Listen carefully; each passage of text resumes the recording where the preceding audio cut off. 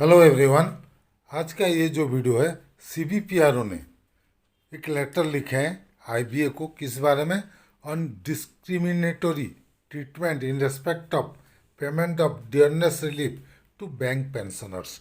Bank pensioners को जो DA payment हो रहा है उसमें जो डिस्क्रिमिनेशन है, बिफोर मतलब 11 बीपीएस वालों के लिए अलग, अप टू 11 के लिए अलग, एंड आफ्टर 11 के लिए एक अलग डीए जो दिया जा रहा है उसके ऊपर, और प्री 2002 रिटायरीज के ऊपर जो गलती हुआ था, मतलब उनको जो पेमेंट का एरियर बाकी है।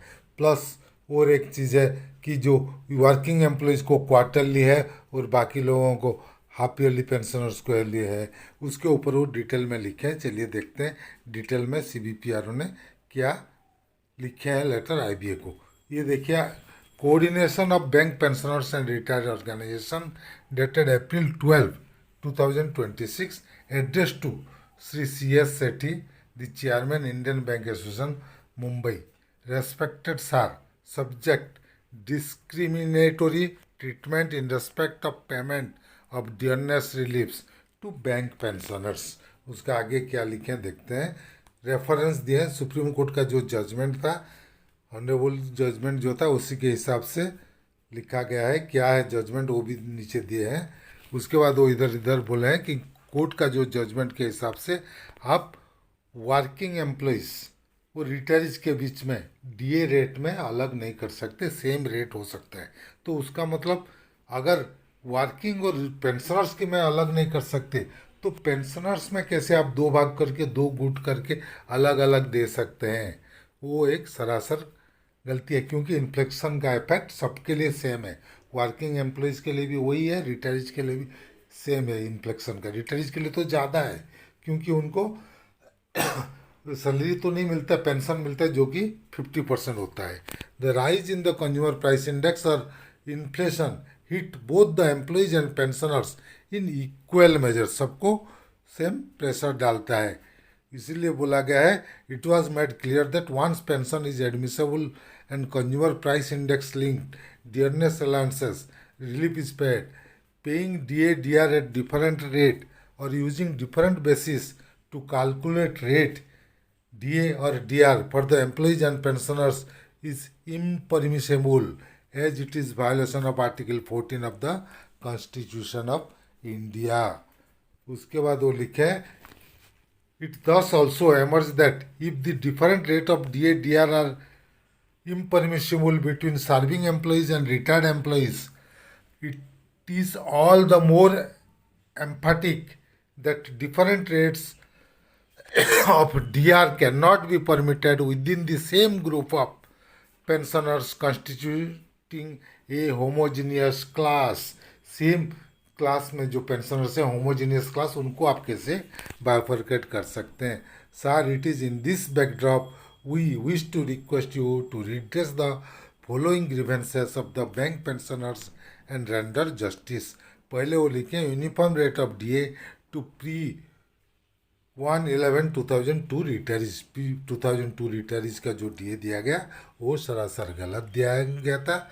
2005 में उसको जॉइंट नोट किया गया और उसमें 0.18 हुआ, लेकिन ये बेनिफिट उनको नहीं दिया गया प्री 2002 को, वो देना चाहिए था।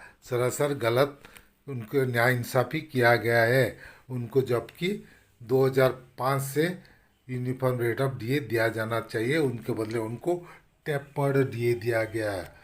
और वो भी जब बाद में ठीक किया गया तब क्या हुआ, कब से हुआ?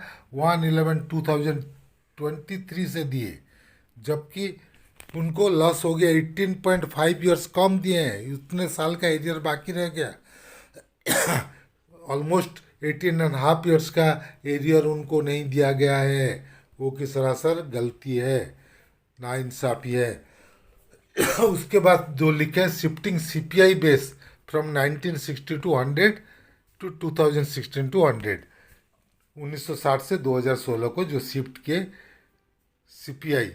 The above judgment of the honourable Supreme Court read with the judgment in D S Nakara case provide that any improvement in the benefit should be extended to all the beneficiaries of homogeneous group of class सबको extend होना चाहिए, लेकिन आप सबको नहीं देके आधा आधा डिवाइड कर दिए, 12th बीपीएस वालों को अलग और उसका पहले वालों को अलग, वो गलत है। ये आप किए हैं कब ना, 12th बाइपर्टेड साइन जब किए 8/3/2024 में, तब ये डिस्क्रिमिनेशन आप शुरू किए। बेस ईयर 1960 to 2016 शिफ्टिंग किए and making it applicable only to those pensioners who retired on और after 1/11/2022। This is again arbitrary and discriminatory, thus violating article 14 of the constitution of India. ये दूसरा आपका violation है, पहले pre 2002, फिर pre and post 2022। उसके बाद देखिए ये लोग लिखे हैं, नेक्स्ट क्या लिखे हैं, नेक्स्ट है quarterly revision of DR like in the case of serving employees. जो सर्विंग एम्प्लॉइज को आप देते हैं क्या है, क्वार्टरली दे रहे हैं, जबकि पेंशनर्स को हाफ ईयरली दिया जा रहा है, वो भी एक डिस्क्रिमिनेशन है, वो भी violation of article 14 of the constitution of India है। इसमें भी आपका वायोलेशन हो रहा है। उसको we earnestly request your good self to redress the grievances of lakhs of bank pensioners and render justice. We request you to kindly to do the needful immediately and give relief to the first advancedly aging bank pensioners community. With regards, yours faithfully, Mr. G.D. Nadab and Mr. K.B. Acharya, Joint Convener CBPRO। ये letter लिखे हैं IBA का chairman को। तो आगे देखते हैं क्या होता है, लेकिन ये डिस्क्रिमिनेशन को उनको ठीक करना पड़ेगा। और दूसरा चीज़, एक लेटर तो पहले बात है, लेटर दिएंगे, एक बार दो बार लेटर देने के बाद ये केस को भी कोर्ट में ले जाना पड़ेगा अगर सॉल्व नहीं होता है तो। मेरे को भी लग रहा था कि 12th बीपीएस में एरियर देना नहीं चाहते थे, उसलिए नहीं किए, बाद में कर देंगे, लेकिन वो अभी तक इसको सेटल नहीं किए हैं। सबको एक सीपीआई इंडेक्स में लेना जरूरी है, ताकि ये जो 5th के लिए अलग, 6th के लिए, सबपेन के लिए सबका डीए रेट जो अलग होता है नहीं हो के यूनिफॉर्मिटी आ जाएगा, सबके लिए डीए परसेंटेज सेम हो जाएगा। वो करना जरूरी है। 8088 पॉइंट मर्जर करके सीपीआई इंडेक्स को 2016 के लिए सबके लिए शिफ्ट करना जरूरी है। इसके ऊपर आईबीए ने काम करना चाहिए। देखते हैं 15 तारीख मीटिंग में ये बात उठाते हैं कि नहीं उठाते हैं। तो चलिए, ये था आज का वीडियो। अगर हमारा वीडियो आपको पसंद आया तो प्लीज़ इसको लाइक कीजिए, शेयर कीजिए।